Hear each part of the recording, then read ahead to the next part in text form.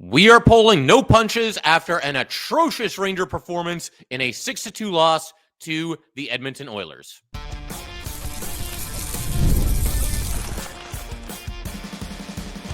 You're Locked on the New York Rangers, your daily podcast on the New York Rangers. Part of the Locked On Podcast Network, your team every day.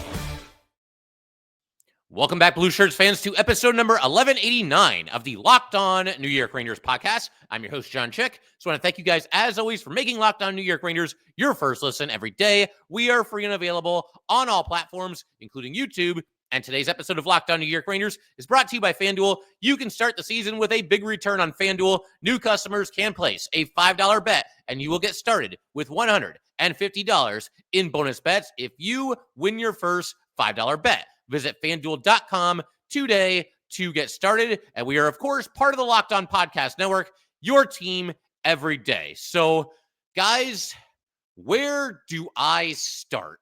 This was just an absolute nothing burger from the New York Rangers. Every bad habit that this team has, every single thing that this team doesn't do well was on full display in this game. Every single thing that gives you some doubts as to whether this really can be a championship team or not, it reared its ugly head in this game. Just an atrocious performance in a 6-2 loss to the Edmonton Oilers. And something that really makes this, really bad for me, I mean, it doesn't matter when this happens on the schedule. A performance like this is always going to leave you, feeling all sorts of ways about the way that the Rangers played and the effort that they showed in this game. But I think what really makes it bad for me is you're talking about a situation here where the Rangers are closing out a 4-game road trip. Okay, they're 2-1 coming into this. You're coming off of a bad performance against Calgary. There we go. You lost that game 3-2. That final score probably made it sound closer than it was. The Rangers had that little outburst there in the second period and tied the game, but then they ended up losing it. This was obviously even worse. But again, what makes this so bad to me is I tweeted something out before this game. I think a lot of us probably felt this way. You're going into the 4th game of a 4-game road trip for the New York Rangers here. And if you win this game, easier said than done. I know the Oilers have been struggling, but they are a good team. But if you win this game, you go 3-1 on the road trip. Any way you slice it, any team in the AHL, heck, any team at any level of hockey, that's a successful road trip. You'll take that 6 points out of a possible 8. Nice job. Let's move on. Let's get ready to go for, the home game that's coming up against the Blues here. But 3-1 on a road trip versus 2-2 on a road trip, that just feels like a world of difference. That has an infinitively different, kind of feel to it. And if I can figure that out, and you guys can all figure that out, and we can look at this game on the schedule here and know that the Rangers are 2-1 on their road trip and know how big it would be to go 3-1, and us all come to the conclusion that, man, the Rangers, they got to play with their heads on fire. They need a fat start, which obviously they did not have against Calgary. If we can figure that all out and we can feel that way, then why can't the Rangers figure it out? And I realize, you're a player in the NHL. It's very much on to the next game, the next shift, the next practice, whatever it might be. But still, I mean, these guys aren't dummies. They know they've been on the road. They know they've been on a road trip. They know that they've won 2 out of the 3 road games coming into this one. So where's the urgency? Where's the fight? Where's the fast start that's been missing all season? Where are the superstar players stepping up and actually delivering like superstar players? It just wasn't there. And that's really concerning because, again, this felt like a really, really big game. You're up against a quality opponent. And once again, just a big nothing burger from the New York Rangers. But you look at, some of the comments after the game. Vincent Trocheck was very blunt. He basically said we need to look ourselves in the mirror after this one. And he kept talking about the concept of urgency, of which obviously the Rangers had basically none of in this entire game. And again, the performance against Calgary, like if that was kind of the exception to the rule, the way that they played against Calgary, the slow start, the over-reliance on the goalie, giving up a complete barrage of shots on net in the first period, you could say, all right, well, they didn't have it. Bad game, forget about it, move on to the next one. But that's almost getting to be what you're expecting. How can you possibly, at this point, watching this team, expect that the Rangers are going to get off to a good start in the next game and play with any semblance of urgency? It just doesn't feel like that's going to happen. And the fact that this game was basically a carbon copy of what we saw against Calgary, although somehow even worse, the final score and all the shots on goal and everything, it's just impossible to feel good right now about, the way the Rangers are showing up in these games. The bad starts are obviously killing this team. And it's bad when you're getting called out by Joe Micheletti. Sam and Joe are awesome. I think they do a fantastic job. I'm really going to miss Sam when this season is over. Obviously, I think a lot of us certainly will. The two of them, though, they tend to be very, glass half full. You can tell they're genuine fans of this team, just like we all are. And very passionate about this team. They like the players like a lot of us do. And that's all well and good. But man, at the end of this first period, Joe got very, very blunt in a way that you don't usually hear. Among the things he said was that the Rangers had one good player on the ice, and that was their goaltender. And he also said they didn't have the puck and they didn't forecheck. And that's an oversimplification, but it's also very, very true. The Rangers in this first period, you talk about the ice being tilted, basically no quality scoring opportunities to speak of for these Ranger players, getting behind the 8 ball, and you're getting late in the first period. And as a fan, you're thinking like, well, it's still scoreless. I mean, maybe we can just get into the locker room and, hey, it's kind of a stalemate. I mean, not really a stalemate. The Oilers obviously dominated play, but on the scoreboard, it's a stalemate. It was still been scoreless. And we just take it from there, which is not a recipe for success. You can't keep getting away with these bad starts, as the Rangers found out late in this first period here. But you're thinking like, at least if we can get through the first 20 minutes, still scoreless, okay, at least we're still in it and we still have a chance. But they give up a goal with, 4 minutes left or whatever it was, 3 or 4 minutes in the first period there. And then they give up a shorthanded goal. And that play, we're going to break down that play in greater detail in very short order here. We'll circle back to that. But it was 2-0 at that point, and I pretty much felt like the game was over. And again, I'm going to elaborate on that in just a second. But I mentioned the comments by Joe Micheletti. I also want to mention the comments by Steve Valiquette. And, he's a little bit more blunt about the Rangers and how they're playing than I think Sam and Joe typically are. Valiquette will call them out. If they're not playing well, he's certainly not going to pull any punches. But he pointed out something that I thought was really important in this game, and that is the complete lack of a back check by the Ranger forwards. We've all been fixated, myself included, on how poorly the Rangers are defending against the rush and how poorly the Ranger defensemen are holding up against the rush. There's this weird trend going on where the Ranger defenseman will flop down to the ice to try to block a shot, block a pass. And there's a time where maybe that can work, but man, the Rangers over-rely on that move. And, if Jacob Trouba, Ryan Lindgren, if these guys are out there for a rush against, it's probably not going to end well for the New York Rangers. But Valiquette also pointed out something very important here, and that is, where are the Ranger forwards when it comes to the rushes that the Ranger opponents are having into their zone? There's no back check. I mean, yeah, the Ranger defensemen, completely fair game to call them out on how they're defending the rush, but at least they're trying. The Ranger forwards aren't getting back into the play. They're just allowing, in this case, the Oilers, but really whoever the Rangers are playing, to just zip into the zone, make all these passes. And there's almost like layers to the opponent's rush. We saw this a couple of times in this game. They didn't all lead to goals, but there'd be times where the Oilers got an odd man rush into the zone, and maybe they don't score. The Rangers, quick makes a save, or, maybe, the shot gets blocked, whatever it might be, but they don't convert. But then the Oilers recover the puck, and then there's a whole nother layer. There's a whole second rush on top of the initial rush, where maybe the defensemen are jumping into the play and they're finding those guys and they're wide open and they're getting a great scoring opportunity. Where are the Ranger forwards? Do they even want to try to defend in these situations? So, and specifically, I'm talking about the top six. I think the bottom six at least are, attempting to, make some defensive plays, but it's bad, man. I mean, they never even get back into the camera shot.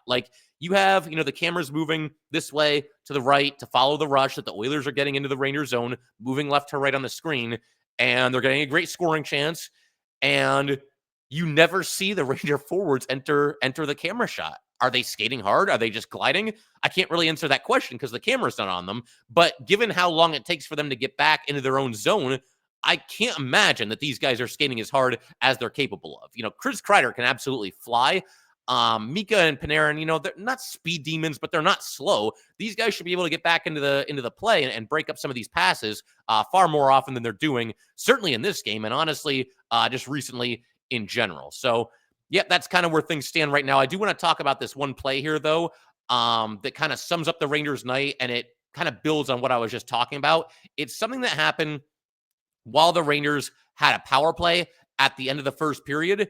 And it's just another example of the Rangers not back checking. So they're down 1-0. They're on the power play. Hey, maybe we can tie it up here, get into the locker room square at 1-1 and just take it from there. Yeah, no, that's not what happened. You just get a bunch of perimeter passing while the Rangers are on the power play here. Panarin at least took a couple of shots. They weren't even necessarily goal and scoring chances. But I think even Panarin, who we know, I mean, he loves to pass, but he's been shooting more in recent seasons. But I think even he was getting fed up with the lack of scoring chances. So he was just firing the puck at the net. So at least we got that. But then the puck's behind the net. You get Kreider. He's getting knocked off the puck like he weighs 100 pounds, just with ease. A defenseman just takes him off the puck. Trocheck just blatantly overskates the puck, just completely missed it. This was not an easy play, but I think it was makeable. Mika Zibanejad wasn't able to hold the puck in the Oilers zone there. Then the puck gets cleared, and we're getting down to like 20 seconds left, give or take, left in the first period here. There's a race for the puck. Adam Fox against Janmark. Now, Janmark beat Fox to the puck. I'm not going to get mad at Fox for this because he's just not as fast as Janmark. I think that was clearly on display. Fox at least was hustling here. You could tell by the way his legs were moving. He was trying to get back and he was trying to get possession of the puck. But then Janmark picks it up on the left side, skates around behind the net. Fox is chasing him. Fox probably at this point believes that, okay, we're on the power play. I'm going to have some help here. Maybe Fox would have been better served to just kind of stay in front of the net rather than chase this guy to the boards. But I'm sure he assumed he was going to get some help from his teammates here, and that help never came. There was one Oiler moving to the net, and Trocheck at least picked him up. So Trocheck had his guy defended. But then after Janmark has had the puck and he circles around behind the Ranger net and comes out the other side and goes along the boards, he makes a pass to a wide open Darnell Nurse, and Nurse is able to shoot and score with 8 seconds to go in the first period. And Jonathan Quick was mad after this. I have not seen him show up his teammates like this, honestly, since he's been here. I have no problem with him doing that because sooner or later, these guys need to be called out. So Trocheck at least got back. Fox was chasing Janmark. Fox maybe could have done something different, but at least he's trying to defend. Where was Panarin? Where was Mika Zibanejad? Where was Chris Kreider? These guys never jumped back into the play. And when the puck was cleared out of the Rangers zone, or out of the Oilers zone on this play by the Oilers, and you had Fox and Janmark going after it, when that happened, other than Fox and Janmark, who obviously went to go get the puck, the next 3 closest players on the ice were all members of the Rangers. So where are these guys? What happened? What were they doing while Fox is chasing Janmark around the Ranger net in the defensive zone? They just never got back into the play. I mean, they finally came gliding into the screen at the very end there, but by then it was way too little, way too late. By that point, the puck was already in the back of the net. So just atrocious power play performance. We're going to talk more about the power play in a little bit as well, because I'm not done unloading on that unit. So definitely stick around for that. We'll get to that. We're going to talk about some of these bad Ranger habits that obviously were creeping in this game. And a move that I would like to see the Rangers make as far as calling somebody up from the Wolfpack. We got a whole bunch else left to do. Do not go anywhere. We will get to all that in just a second. All right, we just want to take a minute to let everybody know that today's episode of Locked On New York Rangers is brought to you by FanDuel. Get ready to tackle the NFL action with FanDuel, America's #1 sportsbook. Because right now, new customers can bet $5 and get $150 in bonus bets if you win. The FanDuel Sportsbook app gives you everything you need to place live bets on the NFL all in one place. So when you get a hunch in the middle of the game, you can check out the latest stats, view live play-by-play, and so much more on the same page where you place your bets. Just visit FanDuel.com to join today. You will get started with $150 in bonus bets if you win your first $5 bet. That is FanDuel.com. Never waste a hunch and make every moment more with FanDuel, an official sportsbook partner of the NFL.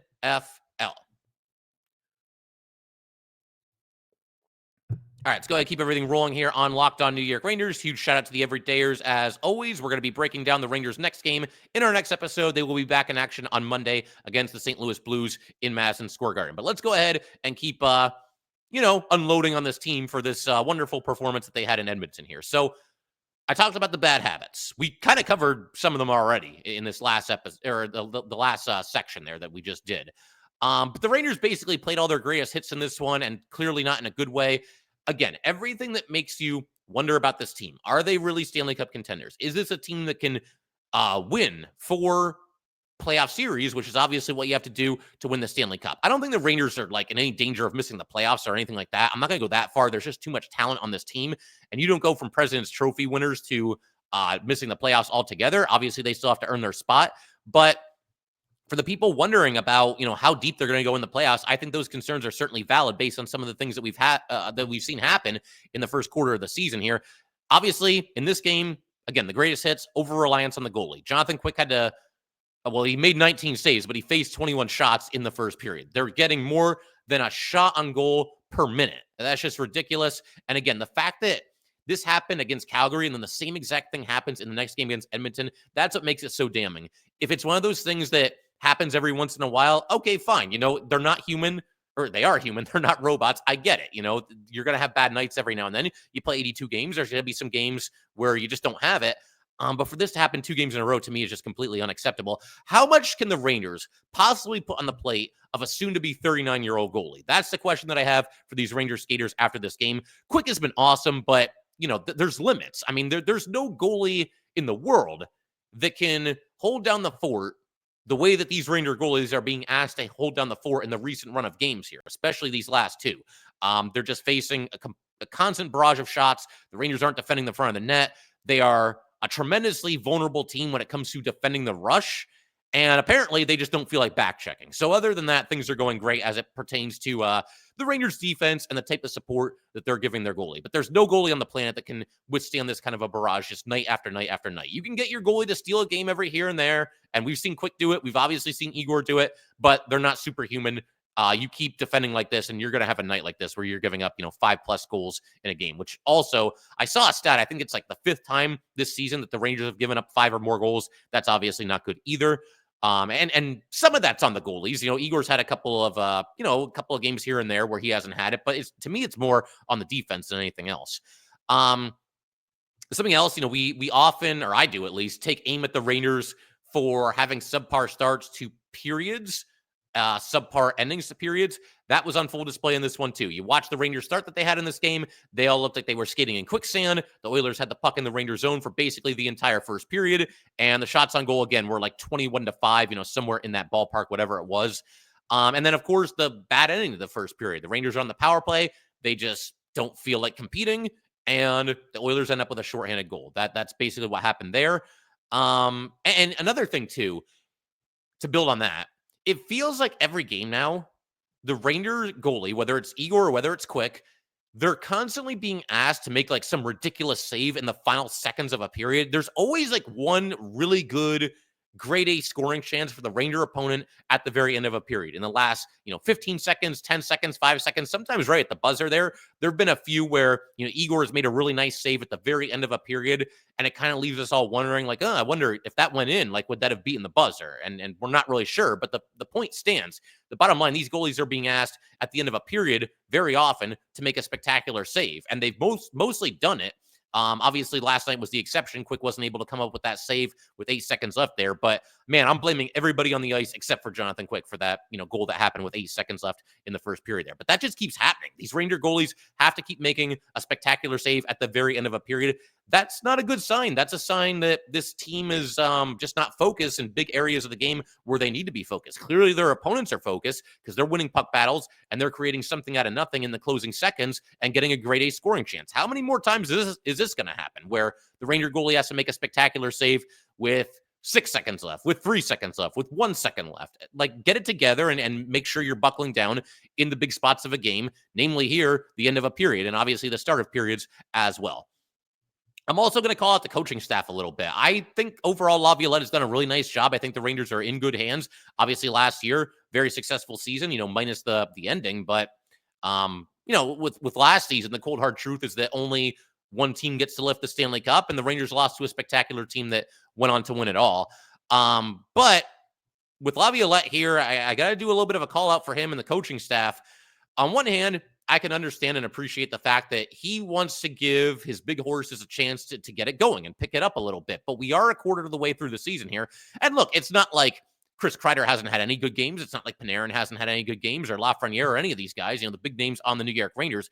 But at a certain point, the way that you're playing on this game right here, right now, tonight, at a certain point, that has to affect your ice time. I'm not going to go player by player in terms of time on the ice in this game last night. But the Rangers lost this game 6-2. They were down 6-1 at one point. They got a garbage goal late. Who even cares? If there was ever a time to send a message to give less ice time to your big-time superstar players, it's this game.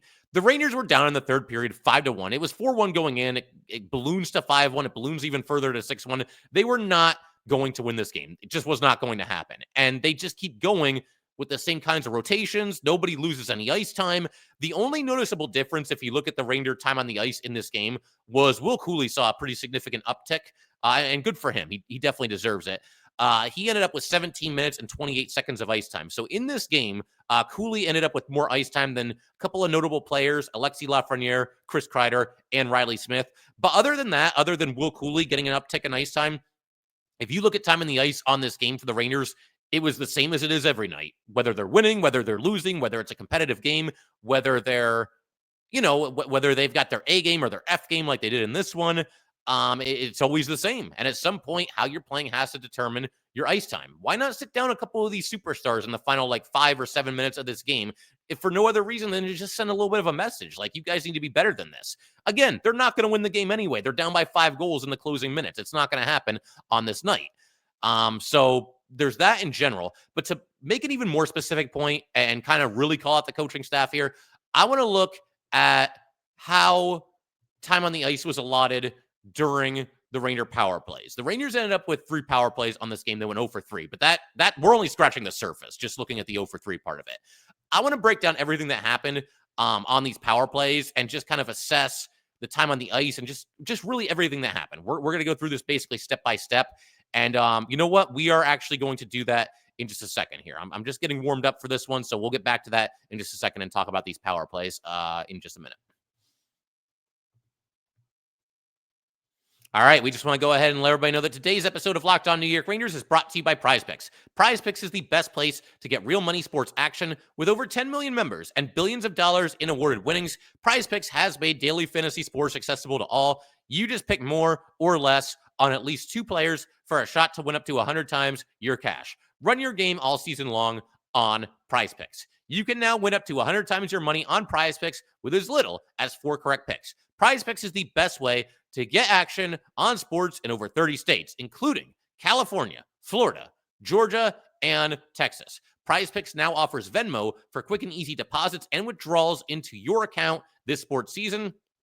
Sign up today and get $50 instantly when you play $5. You don't even need to win to receive the $50 bonus. It's guaranteed. PrizePicks also offers weekly promotions that can lead to big payouts like Taco Tuesday. Each Tuesday, PrizePicks discounts select player projections up to 25% to provide even more value for your lineups. Download the app today and use code LOCKEDONNHL to get $50 instantly after you play your first $5 lineup. Once again, download the app today and use code LOCKEDONNHL to get $50 instantly after you play your first $5 lineup. PrizePicks, run your game. All right, let's go ahead and keep everything rolling here. I want to get back to basically what we were just talking about here and just kind of build on something that I got to call out very specifically the coaching staff for, and that would be the way that the power plays were managed in this game. And again, the Rangers went 0 for 3, but that's just scratching the surface of the problems that we had here. So let's look at the first one. We get a delayed penalty at the end of the first period on the Oilers. Once the whistle blew, there was 1 minute and 3 seconds to go in the first period, but you watch how this penalty was called. It was a little bit of a hybrid. You had Kakko and Cooley out there, and actually, I believe Mika was on the ice with them. Brodzinski was out there too. I think what happened, I think the third line was out there, or some iteration of the third line. Brodzinski, Cooley, and Kakko. And then once the penalty was called, the Rangers, made a couple of substitutions. Mika and Panarin were out there, if I'm remembering that correctly. But the bottom line, this penalty here was drawn by Kaapo Kakko. This was a really strong shift by the Rangers. This offensive zone possession that was mostly due to the third line. And again, there was a little bit of a partial line change in the middle of this, but mostly due to the third line. This was an extended offensive zone possession. They were buzzing. This didn't happen much in this game, so it tends to really stand out when it does. But the Rangers are buzzing in the offensive zone. Brodzinski, a dangerous shot. Will Cooley with a really good puck recovery. And keep in mind, all this is happening while a penalty has already been called against the Oilers. So the Rangers are working hard here to maintain possession of the puck and try to keep this alive and hopefully ultimately score a goal here. But again, Cooley, good puck recovery. Kakko then sets up Mika Zibanejad for a one-timer. That's turned aside. Brodzinski gets another, pretty dangerous-looking shot. The save is made. The puck goes into the corner. Kaapo Kakko chased down this puck like his life was on the line. He flew over there, made sure that the Oiler couldn't get his stick on it, couldn't get possession of it. He then plays it around the boards. You've got Will Cooley. He's got the puck along the boards. He's protecting the puck. Blue-collar hockey here, cycles it back to Kakko. Then eventually Panarin's on the ice. His shot gets blocked, and the Oilers touch up. So we get the play stoppage. So I watch all this, and I see how hard that a lot of these guys are working. Cooley, Kakko, Brodzinski. They were busting it and doing everything they could to create chances and maintain possession of the puck. And I watch all this happen, And I'm looking at this, I'm looking how bad the Rangers have played in this first period, and the power play is coming up now. And my thought is, okay, let's reward the guys that were just out there busting their tails. Now, it may not have been practical here because those guys were on the ice for a long time. So maybe it's time for them to sit down anyway. But in my head, I'm thinking like, okay, keep this in your back pocket for later in the game, because if the Rangers keep playing the way they're playing right now, then I want to see some other guys get a chance on the power play, especially when this is the line that drew the penalty, and this is the line that we're busting it to try to score on the delayed call when the Rangers still had possession of the puck. Again, Kakko, Cooley, and Brodzinski. And okay, the penalty's called. Maybe it's the end of their shift. Maybe they're gassed. Maybe they got to come off the ice. The Rangers go with the same 5 guys that they always go with. Fine. At least give them a chance. But obviously, a terrible ensuing power play for the Rangers. We already talked about it, trying to pass the puck into the net, and then obviously not back checking and giving up a shorthanded goal right at the end of the period. Just atrocious hockey there from that top power play unit. So let's fast forward to a little bit later in the game, the second penalty that the Oilers take. This happened after Kakko was able to force a turnover in the offensive zone. There was really good pressure by Kakko on Stuart Skinner. He had the puck behind the Oiler net. He basically tried to pass, and it was taken away by Kakko. Kakko passes in front. Johnny Brodzinski is there. The shot is stopped. But my thoughts here are based on what happened earlier in this game and based on what happened right here. Again, the third line being responsible for drawing a penalty. Leave these guys on the ice. The Rangers are losing at this point. The Stars have basically no-showed this game. Just who cares? Can we do this one time? There's a million power plays during the course of a season. Is it illegal for the top power play unit to not start one of them? Like, can we just not give these guys a chance after they were working their butts off and drew the penalty and got this team on the man advantage? No, they got to go sit back down and watch these same 5 guys try to pass the puck into the net. It's ridiculous. And how does this power play go for the Rangers? Well, I'm glad you asked. Another awesome save has to be made by Jonathan Quick while the Rangers are shorthanded. And then, as a result of this, the Rangers have to take a penalty.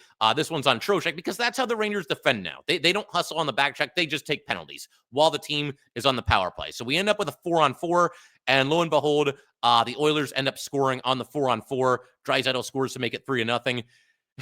The way they scored on this, like, you cannot have a more hopeless situation right now if you're a Ranger fan. You've got a 2-on-1. So already we're in trouble because the Rangers, we know how badly they've done against the Rush recently. It's a 2-on-1. The 2 players for the Oilers are Connor McDavid and Leon Draisaitl, and the one guy back for the Rangers is Jacob Trouba. Do you really think that's going to go well?